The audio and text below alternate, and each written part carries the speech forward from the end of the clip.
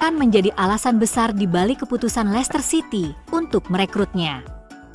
Pada bulan Oktober, Van Nistelrooy menjadi manajer sementara MU, menggantikan Erik ten Hag. Meskipun hanya menjabat selama 4 pertandingan, penonton dan pelatih asal Belanda tersebut menikmati pengalaman tersebut, memenangkan 3 pertandingan dan seri 1 kali, mencetak 11 gol, dan kebobolan 3 gol. Van Nistelrooy tidak hanya populer di kalangan penggemar, karena aksinya di lapangan 20 tahun lalu, tetapi juga membangun ikatan yang kuat dengan banyak pemain, dengan Andre Onana mengklaim bahwa ia dan para pemain lain 100% ingin ia bertahan di klub. Namun, hal itu tidak terjadi karena pelatih baru Ruben Amorim memutuskan untuk mendatangkan tim pelatihnya sendiri yang telah teruji dan terpercaya ke klub tersebut. Namun, Van Nistelrooy tidak perlu menganggur lama.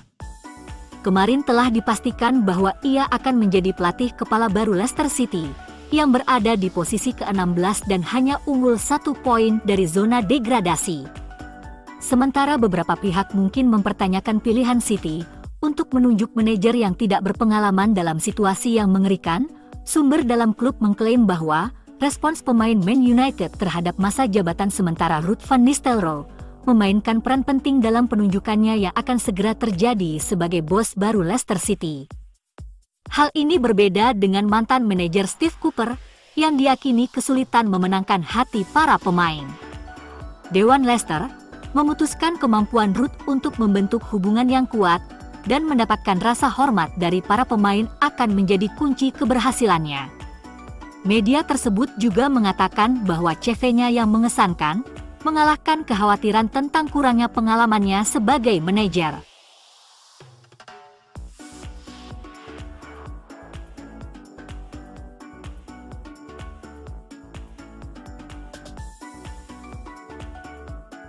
Pelatih kepala Manchester United, Ruben Amorim tidak membuang waktu untuk menjelaskan seberapa besar kekagumannya terhadap Mason Mount. Pemain berusia 25 tahun itu tampil sebagai starter pertamanya untuk Amorim, membantu The Reds mengalahkan Bodo Glimt 3-2 di Liga Eropa di Old Trafford. Setelah bermain selama 59 menit, mantan pemain Chelsea itu hampir mencetak gol pertamanya di Old Trafford. Bola membentur mister gawang di babak kedua. Jika tendangannya lebih rendah 1 atau 2 inci, itu akan menjadi gol keduanya untuk United. Setelah mengalami mimpi buruk cedera sejak tiba dari Chelsea pada bulan Juli 2023, Mount bertekad untuk menebus waktu yang hilang. Ia tampil dalam 2 pertandingan pertama Amorim sebagai pelatih. Dan pelatih kepala asal Portugal itu menjelaskan betapa ia ingin agar Mason tetap bugar. Di laga Eropa itu, ia melakukan pekerjaan yang hebat, dan fans melihat dalam beberapa momen dan detail yang membuktikan Mason Mount adalah pemain sepak bola yang hebat. Mount memulai di lini depan melawan Bodo Glimt, beroperasi di salah satu dari 2 posisi nomor 10, mendukung Rasmus Højlund. Ia sangat bersemangat saat tidak menguasai bola, membantu permainan menekan yang ingin diterapkan Amorim. Mantan pemain pinjaman Derby County itu adalah pemain kunci, berkembang pesat di bawah Thomas Tuchel, setelah ia menggantikan Frank Lampard. Tuchel segera menerapkan sistem 3-4-3 di Chelsea dan menjadi kekuatan pendorong di balik kebangkitan mereka musim itu, yang menghasilkan kemenangan Liga Champions. Mount sering bermain di lini depan dalam sistem yang disebutkan di atas di Stamford Bridge, dan itu adalah peran yang menurut Tuchel cocok untuknya. Mount bersinar dalam sistem khusus di Chelsea, dan sudah jelas Tuchel akan sangat berharap Mount bangkit, yang akan baik bagi timnas Inggris asuhannya.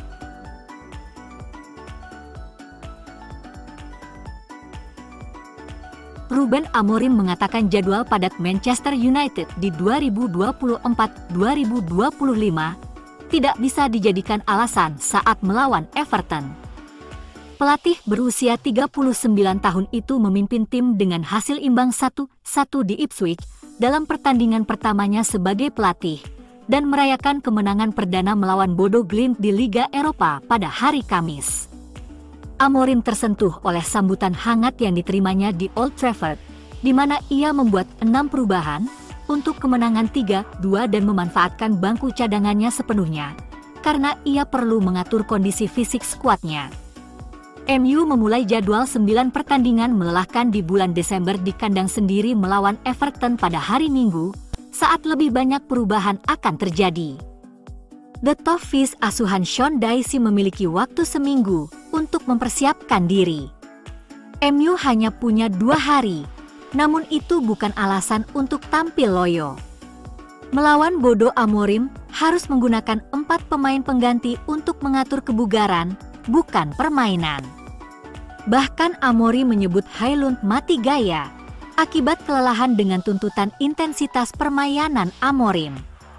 Menurutnya, MU harus siap untuk hari Minggu dan harus menang. Amorim harus menyeimbangkan persyaratan United untuk menang dengan kebutuhan untuk membangun kebugaran pemain, terutama dengan mereka yang kembali dari cedera. Amorim sangat bersyukur punya 2 bek yang bisa bermain bagus di kedua sisi, Mazraoui dan Dalot. Jika fit, keduanya akan selalu menjadi starter bersama Bruno Fernandes. Pelatih MU menegaskan bahwa ia dapat mengatasi tekanan dalam mengelola klub terbesar di Liga Premier. Amorim mengungkapkan bahwa ia menggunakan jasa seorang terapis untuk membantunya mempersiapkan diri menjadi pelatih saat karir bermainnya hampir berakhir, sebelum mengambil gelar universitas yang juga akan membantunya memahami tuntutan dalam mengendalikan ruang ganti. Ia merasa bahwa bahkan di usianya yang ke-39, ia telah dipersiapkan dengan sempurna untuk menangani tuntutan dalam mengembalikan tahun-tahun kejayaan ke Old Trafford. Everton berada di posisi ke-15 klasemen dan akan menghadapi pertandingan ini setelah bermain tanpa gol melawan 10 pemain Brentford di Goodison Park. Everton tidak pernah menang dalam 4 pertandingan terakhir mereka, dan Sean Dyche berada di bawah tekanan besar.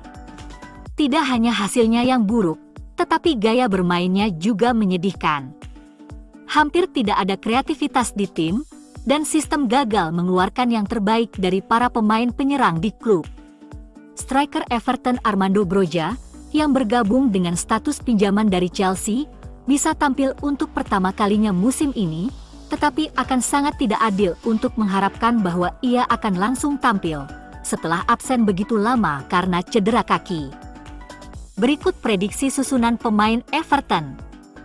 Jordan Pickford tidak memiliki pesaing di tim, dan oleh karena itu, kiper Inggris itu harus tetap bermain. Dyche mengonfirmasi bahwa Seamus Coleman kembali bermain, tetapi ia belum siap untuk menjadi starter bagi The Toffees. Nathan Patterson tetap menjadi pilihan di bek kanan, tetapi Dyche tidak begitu menyukainya. Ashley Young, Vitaly Mykolenko, Jarrad Brandtwaite, dan James Tarkowski harus menjadi 4 bek. Pemain seperti James Garner dan Tim Iroegbunam masih cedera. Garner bahkan belum kembali berlatih, tetapi Iroegbunam akan kembali dalam beberapa minggu mendatang. Pilihan Dyche terbatas. Abdoulaye Doucouré tampil buruk saat melawan Brentford, dan ia bisa digantikan oleh Oral Mangala. Pemain berusia 26 tahun itu telah tampil sebagai starter sebanyak 5 kali di Liga Primer, dan ia kemungkinan akan diberi kesempatan lagi untuk membuat bos Everton terkesan. Ada saran bahwa Iliman Ndiaye harus bermain sebagai pemain nomor 10, tetapi Dyche tidak setuju dengan ide itu. Dwight McNeil, Jasper Lindstrom, dan Ndiaye akan tetap bermain. Dominic Calvert-Lewin hanya mencetak 2 gol musim ini, dan ia jelas kurang percaya diri. Dyche bisa mencadangkannya dan mulai dengan Beto di lini depan.